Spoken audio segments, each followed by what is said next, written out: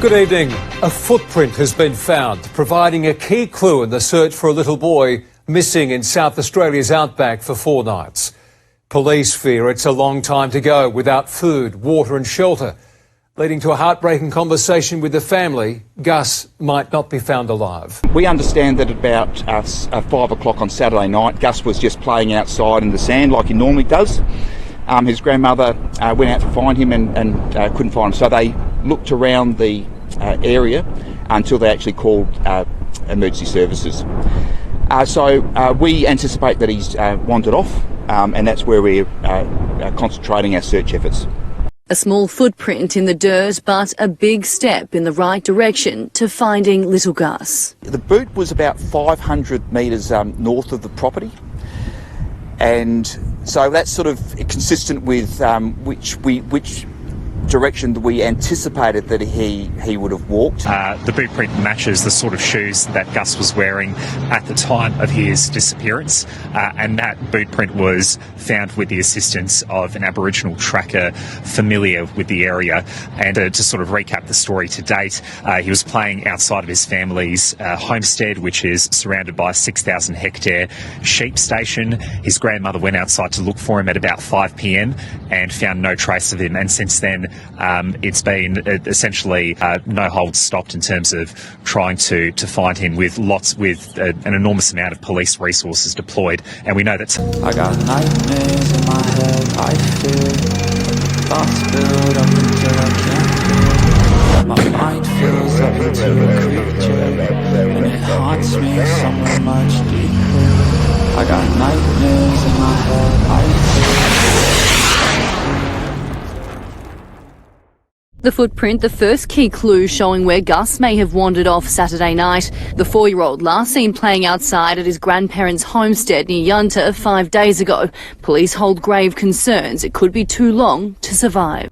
4-year-old Gus Lamont disappeared from his family's sheep station in the remote mid-north area of South Australia. The territory is called South Australia. The farm near Yunta is about 3.5 hours from Adelaide.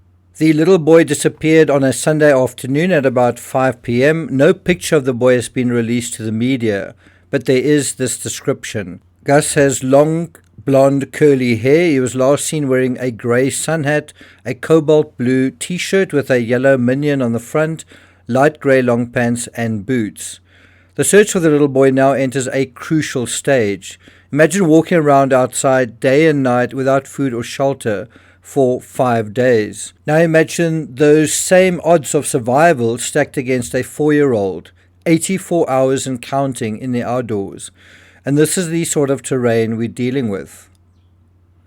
Thus far, the only clue that has been found is a boot print matching the size and type little Gus usually wore. It was found about half a kilometre, that's about a quarter mile, from the family home. That ought to provide some direction to a more targeted search, assuming, of course, it's an actionable clue. This is echoes of the Lily and Jack Sullivan disappearance in Canada way back on May 2nd, and both of those children are still missing 5 months later. In that case, all that was found was a boot print as well as a blanket and backpack. Unfortunately, the police have now informed the family that their approach is shifting from search to recovery. In this analysis, we're going to deal with 3 areas. One is, what do we know? Number 2, what's missing from the search? And then 3, is this an accident or foul play?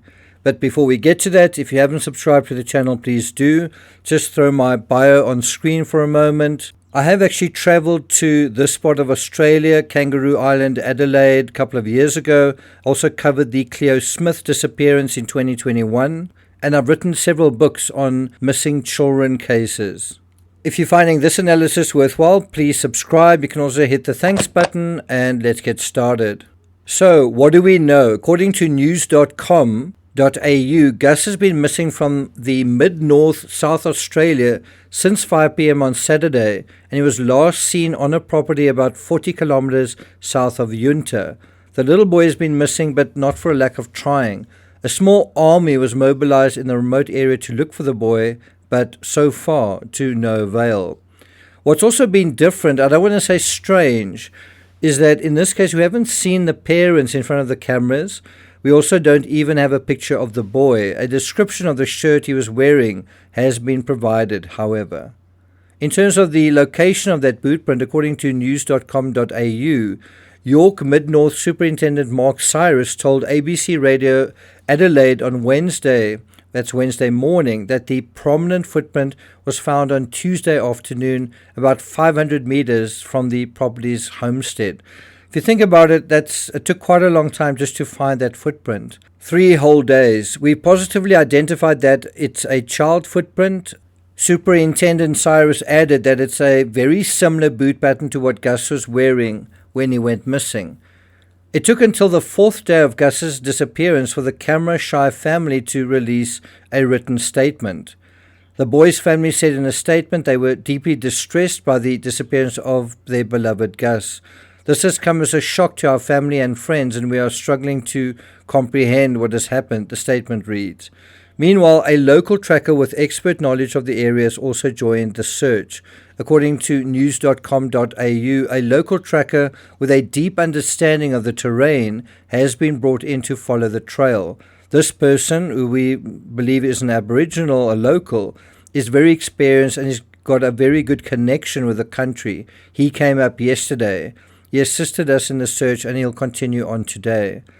But the prognosis isn't looking very good at this point.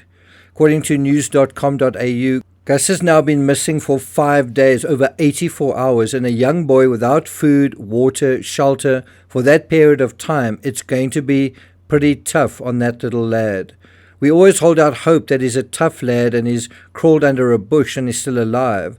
But we're just preparing the family for the fact that we may be moving from a search effort to a recovery. Now think about what we're dealing with here. This little boy has been missing for 5 days, and they're thinking that he may no longer be alive. Now think about the Sullivan children missing for 5 months, and Madeleine McCann missing for 18 years.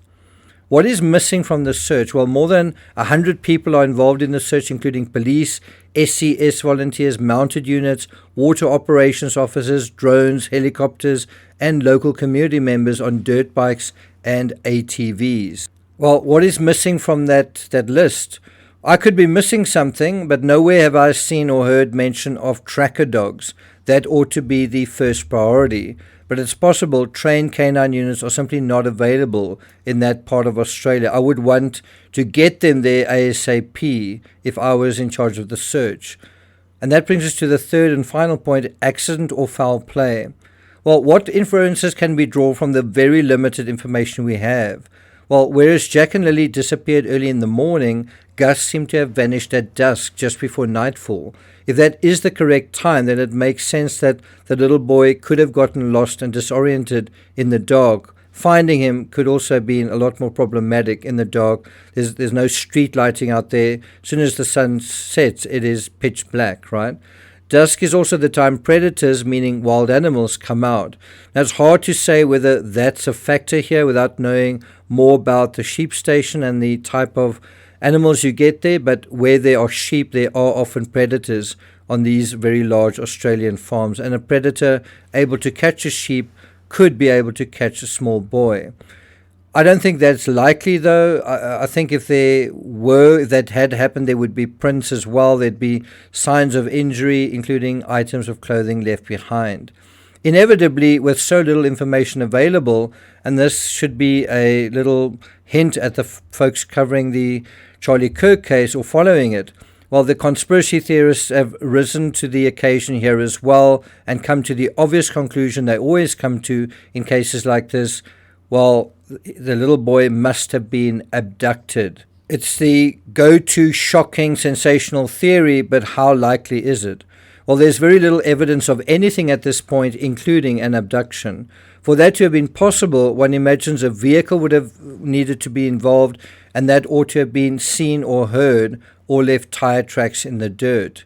It does appear from a little bit of additional research I've done that dogs have been part of the search efforts based on this excerpt from The Guardian. Quote, "The boy had been playing in the sand near the family homestead when he disappeared. Despite a frantic hours-long search, no trace could be found. Extensive ground searches involving State Emergency Service volunteers on all-trail bikes, all-terrain vehicles, dogs, and a drone have been carried out, while helicopters, police divers, and mounted officers have also been involved. Police do not believe the disappearance is suspicious. I don't either.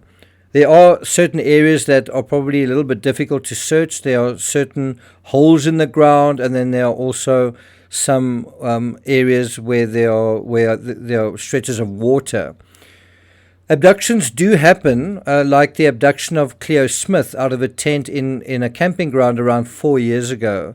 I covered that case when it was a developing story. That was a very unique case where she was found and recovered unharmed. In the cases I've covered, Nora Corrin in the Malaysian jungle, I actually wrote a book about that, Jay Slater in Tenerife, and Kaylee Anthony in Florida, what I've found often happens is the person is found a lot closer to where they were last seen. I suppose we could add John Benet Ramsey to that list, that had they simply searched the house properly, they would have found her. Meaning, one shouldn't be tempted to search too far afield too soon, but rather concentrate on clearing and excluding the immediate vicinity where the child was last seen. Well, this case is certainly turning out to be quite mysterious. Speaking to the Adelaide advertiser Aaron Stewart, who has previously assisted police in Outback rescues, he said that the tracker should have been called in earlier. But police do it in a formula which takes time, he said. And in the bush, the heat, the flies, the wind don't wait for no one. He told the masthead a good tracker took all things into consideration, including wind changes, weather, and all the different elements. What is certainly on the little boy's side is the time of year. As folks in the Southern Hemisphere will know, it's still spring here. And I wouldn't say it's early spring, but it's otherwise a lot cooler than it can be in the Outback. It gets a lot hotter later in the year. I visited Australia in the middle of summer in February. I was also in Adelaide and I went to Kangaroo Island, so I know just how hot it can get out there. Of course, with each day that passes, it is getting warmer. Well, I'm not going to take it further than that. We will follow the latest developments in the story, so look out for that. And we do certainly hope that this little boy is going to somehow be found safe and sound. Thank you for listening, and I'll see you guys next time.